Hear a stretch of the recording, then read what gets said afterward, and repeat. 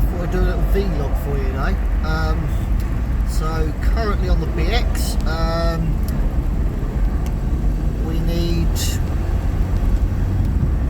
so since the BX rally, I have known that the carburetor needs some tinkering with, the jetting's not quite right for the engine.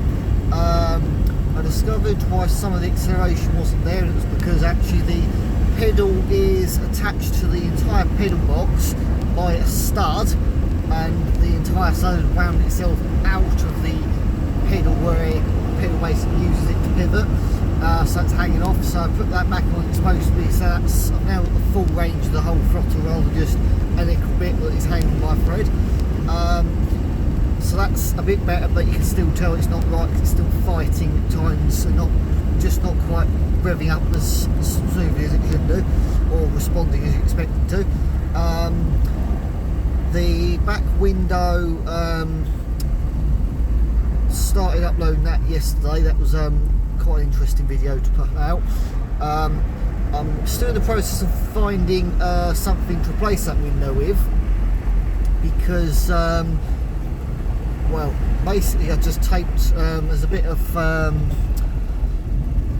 the sort of stuff you put down your garden to stop weeds coming through underneath your shingle. I put a bit of that on, just taped it on with silver gaffer tape, and because it's acting so blue and well and you're not getting any issues with it flapping about or anything like that, it's just ended up currently a bit of a permanent temporary fix. It's not watertight by any means, so yeah, the rain that we had yesterday would probably have gotten in somewhere.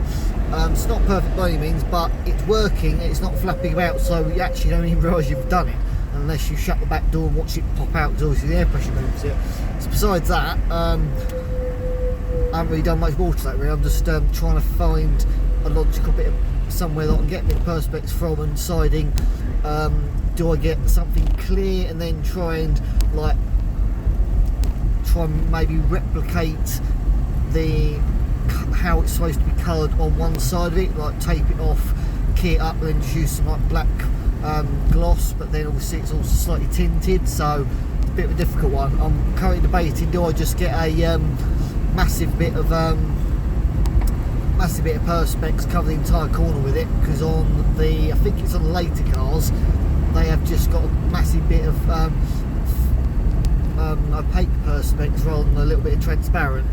So it's whether I just replace whole pit and make it completely transparent, or I try and make something, or I hunt down and see if someone's got one left in the back of the garage somewhere, because let's face it, there probably is one somewhere. So yeah, that's where that currently is. Something else I need to do is adjust this blooming clutch, because when it's cold, you can tell the clutch needs adjusting. That's annoying. Hang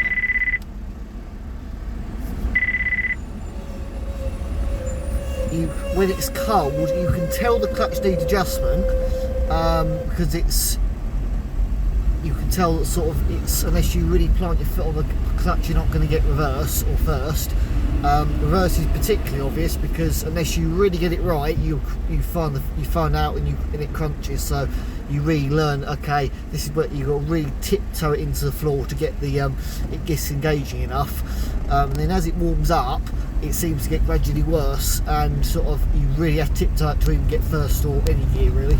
So that definitely needs some adjustment. It's just working out, is it a matter of the cable itself is stretched, so it needs another cable, or is it just a matter of it needs some adjustment because it's sat around for so long, and now all of a sudden you're starting to pull the clutch cable around, it's saying, whoa, hang on a minute, I've done nothing, now you're asking all this of me, get stuffed. I want adjusting now because I've settled in that one position, and now I'm pulling myself around. So it's a bit of a difficult one, but it's a fairly simple one to find out. Just got to try and get a 12mm spanner down there and wiggle it in the right direction and take away some of the slack. Or she makes sure it's still got enough that everything disengages properly, so it's not putting stress on other parts of the engine. So yeah, that was the junction I wanted to come off at earlier. Okay, that's fine, still never mind. So yeah, that's the clutch, and additionally I want to after the tyres, I said that I wanted to recheck the tracking. Since it's done a few miles now, it's definitely showing signs. I think we must have done a good 1,000 miles, you know, since I put these tyres on, and she's been pretty bloody rapid, let's face it. But I can kind of tell that the tracking isn't quite right, because after that 1,000 miles, if you when you're going slowly, if you let go of the steering wheel, it kind of seems to veer off one way, which, if I remember rightly, is to the right, I think.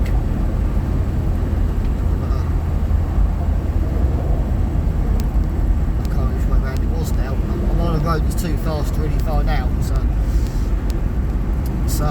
yeah, I need to make sure tyre pressure is still as they're supposed to be, and then stick the Dunlop gauges against it, recheck it, and just see how we're getting on. I mean, it would be pretty normal if things have changed a little bit, because as well as doing the tracking and everything else, we've also done the tyres, the track rod ends,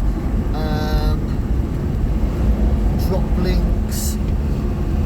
The only thing we haven't done yet is ball joint, but obviously in steel, there's a lot of components there that, although it won't be mass amounts of wear, everything's still bedded in, and everything will tend to behave slightly differently between when it's been put on and when it's been driven, and sort of it's worn itself into its sort of it's bedded itself in. So, oh my, what the hell is that smell? Oh, that smells like sewer. Great. I'm glad to drive through that smell. So yeah, that's where we're at with the BX at the minute. The other night I also did the accumulator sphere. I think I did a pretty rubbish job explaining how the hell it works as well, what it does, to be fair, when I did the video. But yeah, did that, and seems to have improved matters, so I guess that's a good thing. I think that's about it really. Oh yeah, and when I put my radio in the car, I realised that I put 2 wires all the way around. So there's 3 power wires, one's earth. You've then got, on this I think the earth is yellow, just to really confuse you, and then I think the power was the black one, but then because this radio requires an extra, a direct feed, which needs a direct and then an ignition feed, so the original power was actually the main feed for the battery, and then I had to add one that only came on when the ignition was turned on, which I eventually found a fuse box. Basically when I put it in, I managed to get them the wrong way around, so of course then every time I turned it on I had to reset up all audio output settings, even the radio channel, all had to be set up every time, so it took me forever to decide to still do it. Just couldn't be bothered to pull it out and do it. And then yesterday I went and got something from Halfords and sat inside for on board now, so I pulled it out at Halfords and just literally popped the wires out, popped them back in the other way, and it's now working, so that's good. So yeah, that's the BX. Oh, and I also got a nice rubber tow ball cover, because these days it seems more popular that everyone just puts a little cover on the on the ball of the tow bar. Whereas for me, it was just like, no, I want the whole thing, so it's all covered up, so it all blends in. That's how it was when I was little, and that's how I want it to be now. So yeah, I did that. Oh, grief. Hopefully I can get across the lanes, get into the left lane, because the left lane doesn't stop, but this one does. Hopefully Mr. Lorry can see my, frankly, awesome yellow headlight bulbs, because obviously, why the hell would you not have yellow bulbs in a French car? But yeah, that's today's little video log for you. Hopefully I'll maybe share with you when I try and adjust the clutch. Till then.